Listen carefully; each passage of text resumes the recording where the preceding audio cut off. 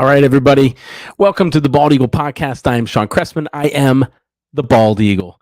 Well, if you haven't watched the show, just to give you a little heads up, the Bald Eagle Podcast is the Philadelphia Eagles podcast, 100% Philadelphia Eagles, dedicated solely to the Philadelphia Eagles. I don't talk about other sports. I don't talk about other teams. Of course, I talk about other teams when it relates to where it impacts the Eagles. I am the Bald Eagle Podcast is part of the Philly Sports Alliance. Perhaps you're watching me on some of their social media. And the official sponsor of Philly Sports Alliance is La Terrain Watches. La Terrain Watches has a lot of cool stuff, a lot of great watches at decent prices. And if you use the promo code PSA, Philly Sports Alliance, you'll get, I think, like 10% off. So go there, check out their stuff, and save some money, right? And get some cool watches and other gear. All right, so the Bald Eagle Podcast has 3 rules, okay? The 3 rules are as follows. Number 1, no politics. Most important rule that I have here, I don't ever talk about politics. I never will talk about politics. Now, real keen observation by Dylan. I am bald as shit. Yeah, that's a combination of genetics and a razor, in case you were wondering. So no politics on the Bald Eagle Podcast. I don't talk about politics. I won't talk about politics. I feel like this is an escape from all that bullshit that keeps happening. No matter what side you're on, it's bullshit. Everybody's fighting, everybody's doing whatever, and I don't want to be part of it. So at least not for this time on my show. And that's a big one for me. So it should be your rescue from all that shit too. Number 2, I don't talk about personal information. I don't talk about myself personally. I don't talk about the players personally. Frankly, I could give 2 shits. I really don't care what the players do on their personal time. I mute the TV or walk away when Fox goes over those backgrounds of how they got to where they were and all that stuff. Not interesting to me. I have no emotional attachment to these people. It is strictly for the game of football that I follow. And so you won't hear any of that stuff on my show either. And last but not least, I am not censored. I say whatever I want. Yeah, can I use the term noodle arm? I know Dylan is not a fan of our quarterback, Jalen Hurts. I'm not a huge fan of his either. I don't know that I'd call him noodle arm. I think he struggles a little bit more with some of his fundamentals and decision making more than he does have a light arm. But I'm not that's not everybody's opinion. Now, one more thing, we're going to talk about the Bald Eagle Podcast in case you're a new listener or viewer. But things are a little slow right now. But during the season and during the postseason, when the Eagles are in the postseason, which they should be this year, I have the Bald Eagle Podcast is your home of the most in-depth play-by-play analysis. I recap every single play of every game during the regular and postseason, and I give you insights that you won't hear anywhere else. We break down each play. The important ones more so than those that aren't. We go over Jalen Hurts' progressions and how he's doing, how he's seeing the field with the all-22 view. So that's one of the things that sets us apart. Now, another thing we have on the Bald Eagle Podcast here is the countdown.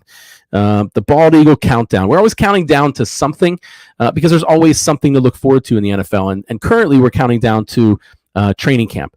So Eagles training camp will start July 26th, the earliest that it's allowed to start. Now, technically, rookies can go 7 days earlier, but there hasn't been any word that they were going to split up rookies and veterans. There's some structure to the way that training camp has to go, according to the CBA, the Collective Bargaining Agreement, which is the agreement between the NFL Players Association, the union, and the NFL, the league, which is mostly the owners. The first 5 days of training camp are limited to no contact, and they limit practice duration. Day 2 can be limited to 90 minutes. Day 3 is 105 minutes. Days 4 and 5 are 2 hours. You have to wait until after the first 5 days to start 2-a-days. 2-a-days are also limited. You can only practice for a total of 4 hours per day. Only one of those practices can be padded. Day 7, your limit to each practice, or the first practice, is 105 minutes, and day 8, you're limited to 2 hours per practice. Every day after the 8th day, you can practice for 2.5 hours at a time. However, if your first practice is 2.5 hours, your second practice can only be an hour and a half because the max is 4 hours per day. We will be holding joint practices again this year. I don't know if you guys paid attention last year. We had joint practices with the Jets and the Patriots, and the coaching staff took those practices more seriously than they did the preseason games. Which, I don't know if that's better or worse for the team, but it is worse for the fans. That means we don't get to watch as much of the starters practice, which is somewhat of a disappointment. But they're doing the same. Well, they're holding joint practices again this year. My assumption is that the focus would be on those practices as well. We're going to hold joint practices with the Browns down in Ohio, or over in Ohio in Berea, at their practice complex before we play them, and we'll be holding joint practices with the Dolphins in South Florida. The next thing to look forward to is August 4th through 7th. That is the Hall of Fame weekend in Canton, Ohio. Thursday, August 4th is a Hall of Fame game. The Las Vegas Raiders against the Jacksonville Jaguars at 8 p.m. And then August 7th is the only public practice for the Philadelphia Eagles. Again, somewhat disappointing. They used to have almost an unlimited amount of open practices when they were up at Lehigh University. Then they moved down to the link, and it was limited to 2 a year, and now it's down to 1 a year. Used to be free. Now they sell tickets for $10. In the past, the $10, all of it would go to the Autism Foundation, I believe, and I'm assuming that's the same thing, but frankly, I didn't look it up. But they are on sale. August 7th, 7 p.m. at the link is the one and only Eagles public practice. After that Hall of Fame game on the 4th and after our public practice on the 7th, we start the preseason. We start week 1, Friday, August 12th against the Jets at home, 7:30 p.m. game. Week 2 is our only game that is aired on the NFL Network live. That's Sunday, August 21st at Cleveland, 1 p.m. And then week 3, Saturday, August 27th at Miami at 7 p.m. All preseason games will be aired on NBC 10 and 94 WIP if you're in the area. NFL Game Pass has all the NFL games. I don't believe they're live though. Should check that out because I'm going to be using it. But they definitely have all of the preseason games. You can play them after the fact at the latest. Some they might be live. Then we kick off regular season. Officially, the regular season kicks off September 8th. That's a Thursday when Buffalo travels to the Los Angeles Rams and plays them on a Thursday night game at 8:20. We start the season, our week 1 at Detroit, Sunday, September 11th at 1 p.m. Week 2, we're at home, Monday Night Football against Minnesota. That's September 19th, 8:30 p.m. That's our home opener. Week 3, we're at Washington, Sunday, September 25th, 1 p.m. Week 4, at home against the Jacksonville Jaguars, the return of Doug Peterson, Sunday, October 2nd, 1 p.m. I failed to mention in week 3 when we go against the Commanders, we will play against our former quarterback in Carson Wentz, assuming he's healthy. Week 5 at Arizona, Sunday, October 9th, 4:25 p.m. At home, week 6 against the Dallas Cowgirls, Sunday Night Football, October 16th, 8:20 p.m. We have an early week 7 bye. Week 8, we're against Pittsburgh at home, Sunday, October 30th at 1 p.m. Week 9 at Houston, Thursday Night Football, November 3rd, 8:15 p.m. Week 10 at home against the Commanders, Monday Night Football, November 14th, 8:15 p.m. Carson Wentz's return to the link. Did not play the Colts last year. Week 11 at Indianapolis, Sunday, November 20th, 1 p.m. Week 12 at home against the Green Bay Packers, Sunday Night Football, November 27th, 8:20 p.m. Week 13 at home against the Tennessee Titans, Sunday, December 4th, 1 p.m. What's going on, Philly Sports Alliance? Thanks for watching. Week 14 at the Giants, Sunday, December 11th, 1 p.m. Week 15 at Chicago, Sunday, December 18th, 1 p.m. Week 16 at the Cowgirls, Saturday, December 24th, 4:25 p.m. Week 17, we return home against the Saints, Sunday, January 1st, 1 p.m. And we end the season, Week 18, at home against the New York Giants. To be determined the date and time, either the 7th or 8th of January, and unsure of what time it'll be on. This is the third season that we start with an away game. That's the longest streak that we've had since the 2011 through 2013 seasons. We don't have any back-to-back away games until week 13, which I like, right? To get some time at home to rest. We close the season out with 2 home games, one of them in the one of in the division against the Giants. Ryan, I cannot wait for my breakdowns either. I cannot wait to watch that all 22 and pick apart everything we've done. And I hope the majority of the time I'm singing praises for the great things that we do. Ryan Reese, by the way, is the host of two shows here on the Philly the Sports Alliance, Football Smack Talk show and the Broadcast. And we'll go over the whole lineup. You can see him on your, let's see, my left, your right. You can see the list of all the Philly Sports Alliance shows there, and I'll go over them at the end so you can take a look at them. Now, I mentioned that early bye week. This is the earliest. This is the earliest bye week that we have since 2016, when we had a week 4 bye, which is even earlier, of course. The Giants and the Cowgirls have a bye week in week 9, and the Washington Commanders have a bye week in 14. We also have we're tied for the most primetime games this year with 5. There's 13 teams that have 5 primetime games. We're one of them. That's the most we've had in a season since 2018. Since 2000, we've been in the second most primetime games, 94 of them. Unfortunately, the team that's been in first with 100 games is the Dallas Cowgirls. Always sucks to be second to them. The Eagles, and we have played the Cowgirls in primetime every season since 2007. A slight exception in 2014 when we played them on Thanksgiving. Not a primetime game, but a nationally televised game. So it's very similar.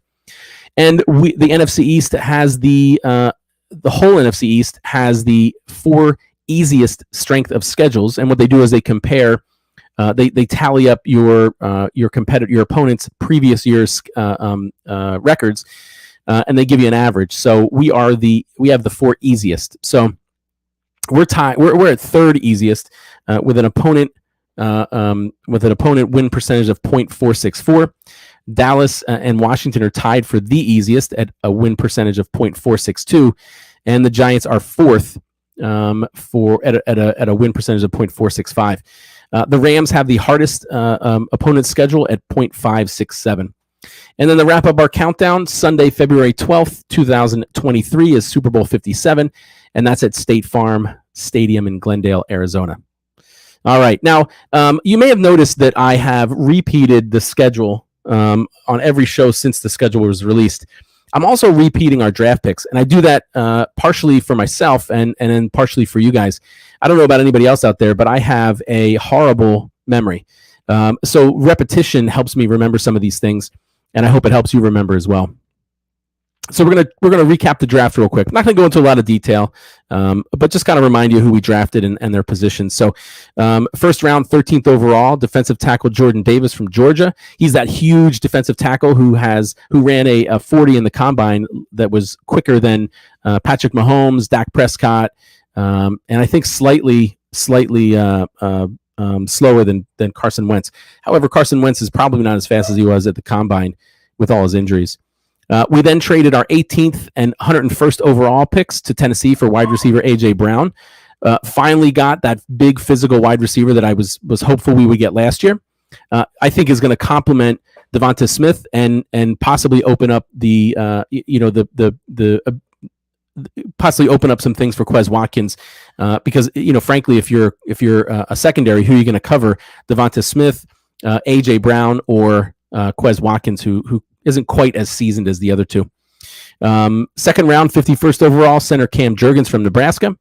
Third round, 83rd overall, linebacker Nakobe Dean from Georgia.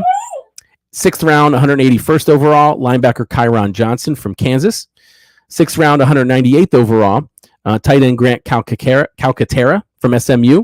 And that rounds out all of our official draft picks through all 7 rounds.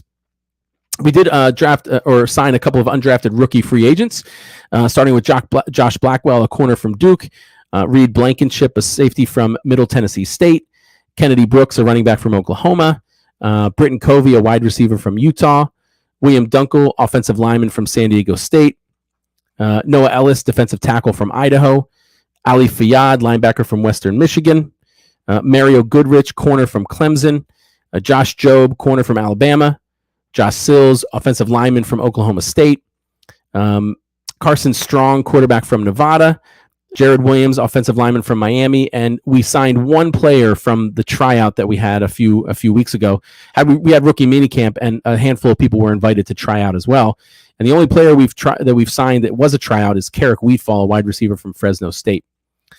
All right, let's move to some Eagles news. Not a lot going on. This is really probably the slowest part of the NFL schedule. Most of the trades have been done. The draft is over. Rookies are signed. Just a matter of waiting until training camp starts in how many days? 41.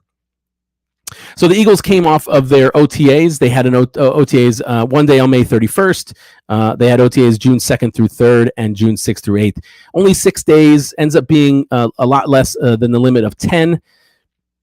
Things were a little bit different this year as compared to last year's previous years. However, similar to Nick Sirianni's first year, where they focus more on individual drills, they focus more on fundamentals. They do 7-on-7, but they don't do a lot of 11-on-11. They are one of two teams that are not holding a mandatory minicamp. Cincinnati's the other team. Cincinnati's excuse was that they're resting from their deep run into the Super Bowl. Fletcher Cox actually attended OTAs after missing the open session a week ago. Derek Barnett spent some time as linebacker. I had actually thought about Derek Barnett really hasn't been performing the way that I had hoped, and his size is similar to some of the better linebackers in the league. However, his speed leaves a lot to be desired. I think he ran the 40-yard dash in something around, I don't even want to say it was in 5-second range, but it might have been. Not real fast, so might struggle there. Kenny Gainwell apparently did well as a pass catcher. Gainwell and Miles Sanders, I think, is a great combination. Kenny Gainwell had actually played at some points more time than Sanders did last year, and did well. Sirianni made some comments on Jalen Hurts this spring. He said Jalen is more comfortable in the offense. His drop is crisper. The crispness of his drop and fundamentals have improved, but he needs to continue to lay his groundwork. Jalen Hurts impressed a lot of people, at least from the information I've been getting from people that were at the OTAs. That the last two, he played some really well-placed deep balls to John Hightower and Quez Watkins, something that Dylan had commented on noodle arm. So perhaps he has improved his arm strength. I have seen pictures of how he looked when he went into OTAs last year compared to OTAs this year, and he seems to have added some muscle to his frame. So perhaps that'll help with his deep ball. Eagles offensive coordinator Shane Steichen said he'll continue to call plays this season. That was something that Sirianni changed in midseason last year, and attributes to a vital role in the offensive turnaround.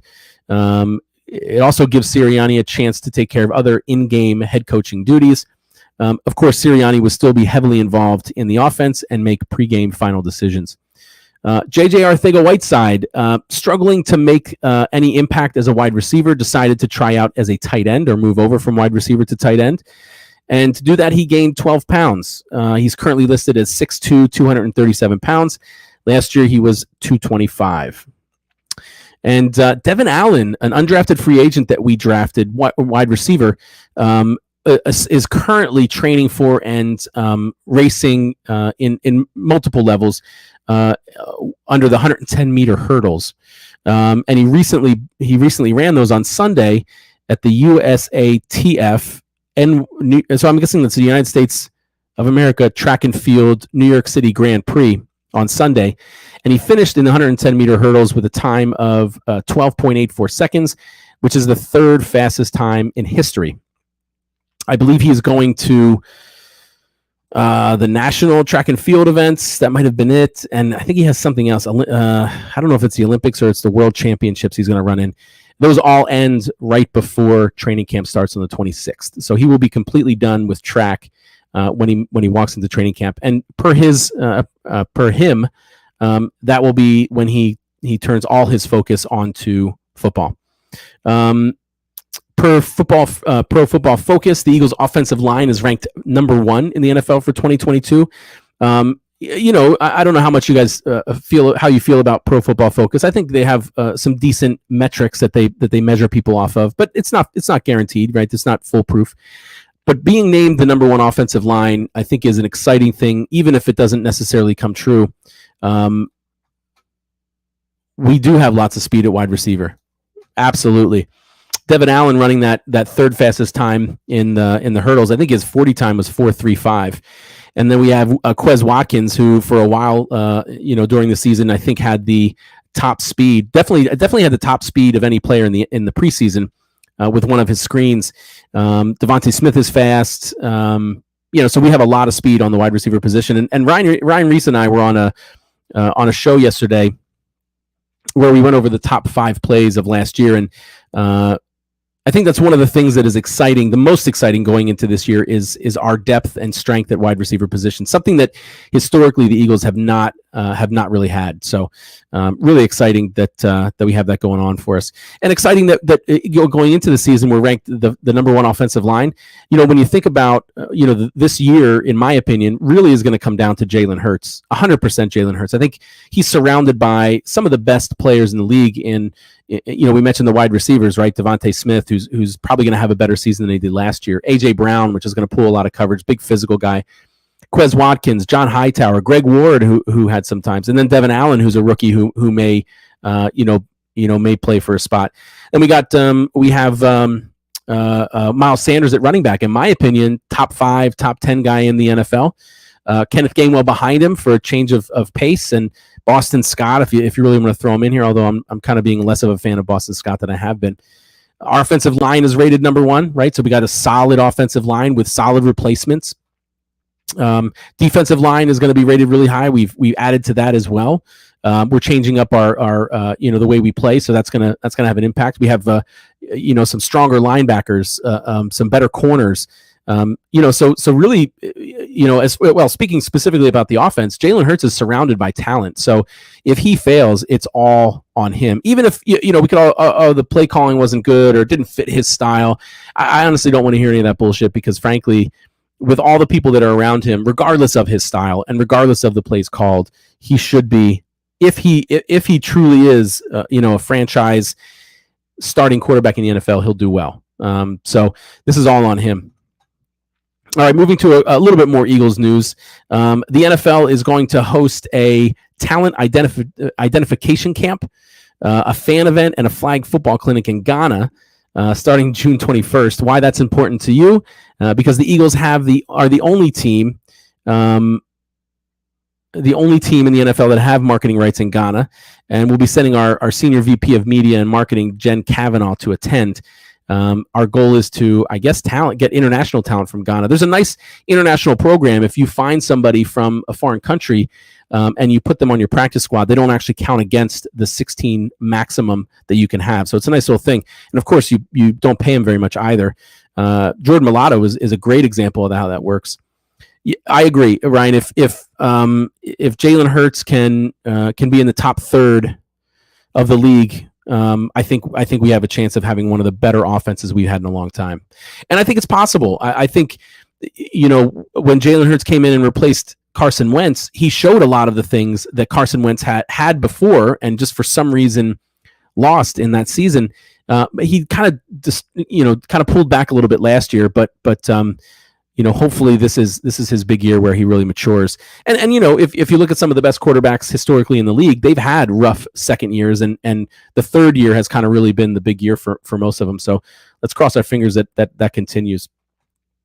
All right, let's move to some NFL news. Just a couple of things going on. Roster cuts. I don't know if you guys remember, but in the past they would go from after the fourth preseason game in the past, they'd cut all the way down from 90 to 53. Now they've tiered them. They tiered them last year, and they're tiering them again this year. Smart, in my opinion. Good for the players, in my opinion. After the first preseason game on August 17th, after the first preseason weekend is over, you got to cut from 90 to 85. August 23rd, after the second preseason weekend's over, you got to cut from 85 to 80. And then August 30th, after the third preseason game, you got to cut from 80 to 53. And the reason that I think that's good is because then all those players that are cut the first week can now look for other teams. The players that are cut the second week, same thing. Instead of having to wait all throughout preseason, get cut right before the season starts, and have a flood of players trying to make other teams. A couple of different roster management updates.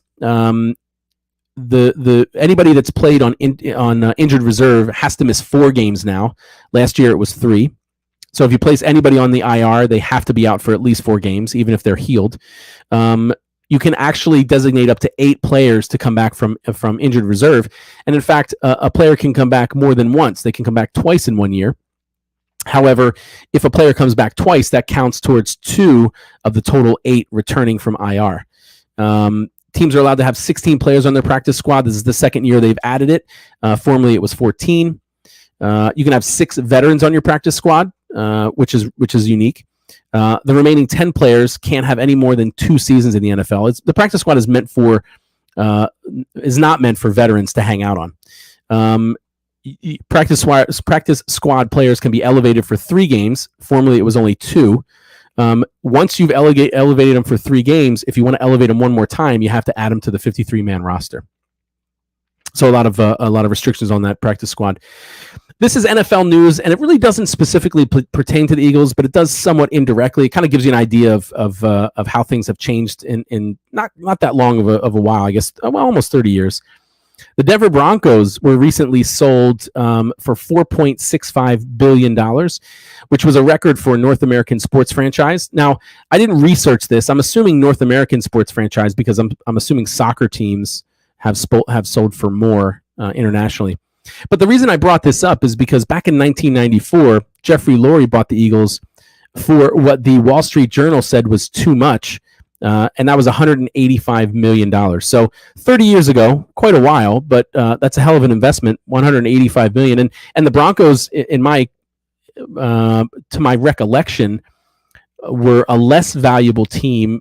Every time I've seen the top valuable teams in the NFL, were less valuable than the Philadelphia Eagles. So $185 million investment in 1994 is now worth approximately $5 billion or more. That's a ridiculous amount of growth in that short period of time. And last but not least, the NFL and NFLPA agreed on a few dates, few key dates for next year. Specifically, the franchise and transition tag window. That's between February 21st and March 7th of next year. The new league will start, as well as the ability to sign free agents will start on March 15th. And they've scheduled the NFL draft, the 2023 NFL draft in Kansas, April 27th and 29th. All right, let's get to the world famous Bald Eagle fact. One of my favorite parts of the show. As I go through these Bald Eagle facts, I learn more and more about the Eagles historically and other things. And you can expect to hear things like all the first or the handful of players that have been elected into the Hall of Fame from the Eagles, or Pro Bowl, years of the Pro Bowl, which is what we're going to do this time. Their head coaches from the beginning. They're each season from 1933 when they entered the NFL. So today we're going to talk about the 6th ever Pro Bowl, which was played in 1956 after the 1955 NFL season. It was played on January 15th, 1956. It was located at Los Angeles Memorial Coliseum. The attendance was around 37,867, and tickets were $5 to get in. The West team was led by the LA Rams' Sid Gilman, and the East team was led by Washington Redskins coach Joe Kuharich. And it was actually one of the most exciting / controversial Pro Bowls in history. First of all, I'm going to go over what had happened, but I want to emphasize the fact that apparently Pro Bowl games in the past were much more competitive, and they tried a lot harder than they do now. Which is essentially I think they've even considered moving it to a flag football game, but it's not much more aggressive than that. So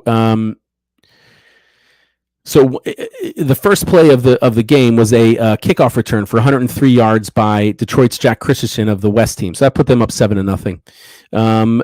Later in the first quarter, Philadelphia Eagle Pete Pijos scored on a 12-yard touchdown reception. That tied the score at 7.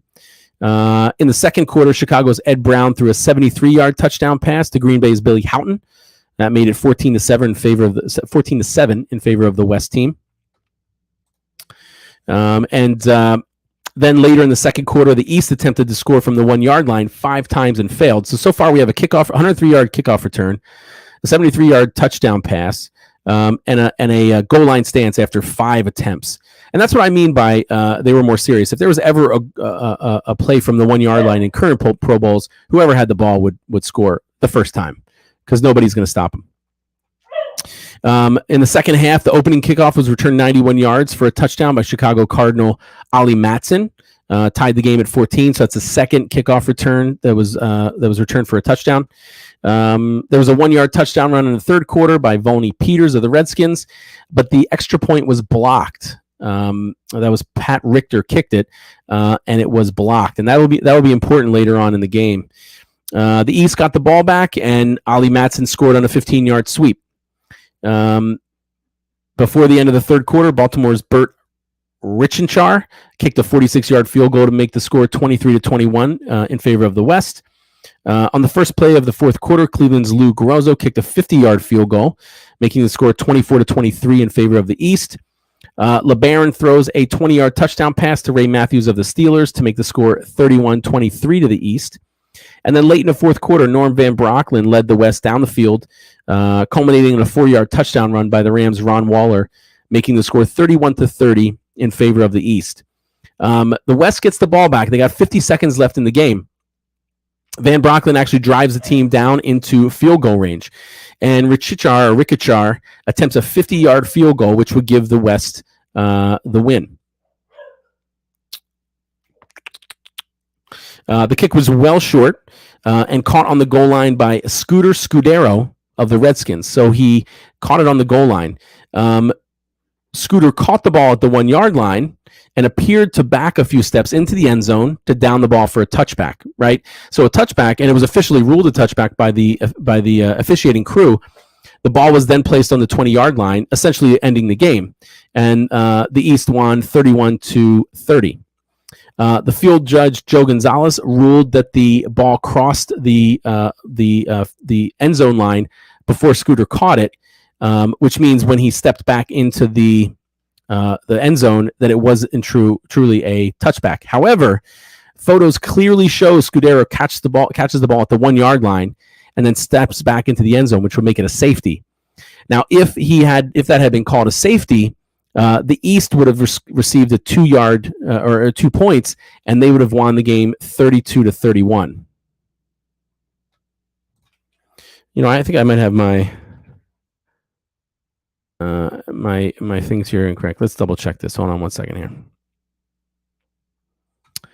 Yeah, the West won 31-30. So if it had been called a safety, the East would have won. The West would have won 32-31.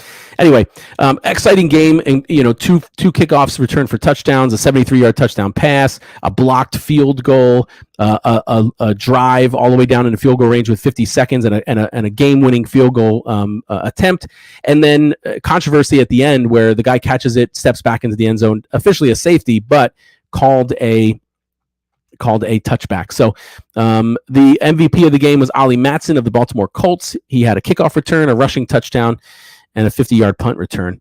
Philadelphia Eagles that made the Pro Bowl that year, and one of them actually contributed to the game. Quarterback Adrian Burke, quarterback Bommy Thomason, left tackle Jim Weatherall, defensive end Norm Wiley, linebacker Wayne Robinson, and right end Pete Pijos. And it was actually Pete Pijos' last game in the NFL. Pete Pijos is probably a name that you remember because he was elected into the Pro Football Hall of Fame. And I think we've talked about him in the past. He was one of the earlier Pro Football Hall of Fame inductees. All right, that'll do it for the Bald Eagle Podcast. Thank you for watching. Thank you for listening. Do me a favor, watch all the shows on on Philly Sports Alliance. You can see them on my show, or the left. You're right, my left side of the screen. Mondays at 6, we have the Football Smack Talk show featuring Ryan Reese and Eric Ward. Mondays at 7:30, we have the Diamond Club podcast. Let me bring up the visual for you guys here. Have the Diamond Club podcast. That is an all Phillies podcast featuring John Hunter, Chris Lahiff, and Danny Hart. And I apologize, the Football Smack Talk show is all NFL football, but they focus a little more on the Eagles because we are mostly all Eagles fans here. Skipping over to Tuesdays at 6:30, we have the Philly Broadcast. That's all for Philly sports, featuring Ryan Reese and Ryan Finneran. Wednesdays at 6, you are watching the Bald Eagle Podcast, getting all the information you need to know about the Philadelphia Eagles and only the Philadelphia Eagles. Later on Wednesdays at 8 p.m., we got Mixed Sports. That is a all football podcast featuring Eric Ward and Jay Landry. Jay Landry, his only problem is that he is a Dallas Cowgirls fan. So I don't know. I don't know about that one. But fortunately, Eric Ward is an Eagles fan, so it kind of evens him out and makes things a little more appropriate, in my opinion. Thursdays at 5:30, we have Tendies on Pattison. That's an All Flyers podcast featuring Paul Bacho, Jack Griffin, and Chris Lahiff. Thursdays at 7, last but not least, Tables, Ladders, and Chairs, TLC podcast featuring Eric Ward and Joe Barry, and that's all about wrestling. Now, of course, you're going to watch the Bald Eagle podcast Wednesdays at 6, and you can watch that on Facebook, YouTube, Instagram, Twitter. But we've also partnered with a place called the Painted Lines. I'm also on the Painted Lines YouTube, and the Painted Lines broadcasts on our YouTube as well. Painted Line has a lot of podcasts as well. We've also partnered with a place called Six Packs Coverage. Six Pack Coverage. Thanks, man. I appreciate it. I appreciate you watching, Ryan. Six Packs Coverage is a national media company, and they're located in Tennessee. And they don't just have podcasts on sports. Of course, we're streaming to their YouTube and Facebook, I believe. YouTube and Twitter. But they don't just have sports podcasts. They do have sports podcasts, and a lot of them. But they also have podcasts about fitness, travel, food, finance, entertainment. I think we were talking to one of the guys from the Painted Lines was doing, the Painted Lines actually was doing one on media. But Six Packs has everything as well. So check out Six Packs Coverage. They have a bunch of live shows as well. All right, I think that is it. Thank you very much for listening. Thanks for watching. I hope you enjoyed the show. Watch again next Wednesday at 6. We'll do a little bit more of Eagles news and do another Bald Eagle fact. But for now, go Birds.